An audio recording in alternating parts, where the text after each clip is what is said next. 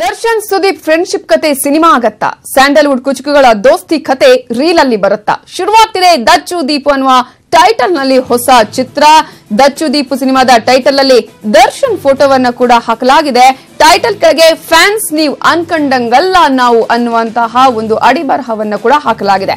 ಸಂಪೂರ್ಣ ಹೊಸಬರೇ ಸೇರಿ ಮಾಡ್ತಾ ಇರುವಂತಹ ದಚ್ಚು ದೀಪು ಸಿನಿಮಾ ಈಗಾಗಲೇ ಆರಂಭ ಆಗುವಂತಹ ಹಂತದಲ್ಲಿದೆ. ಹಾಗಾಗಿ ಸುದೀಪ್ ಹಾಗೆಯೇ ದರ್ಶನ್ ಅವರ ಫ್ರೆಂಡ್ಶಿಪ್ ಕತೆ ಸಿನಿಮಾದಲ್ಲಿ ಬರುತ್ತಾ ಅನ್ನೋದು ಕಾದು ನೋಡಬೇಕು.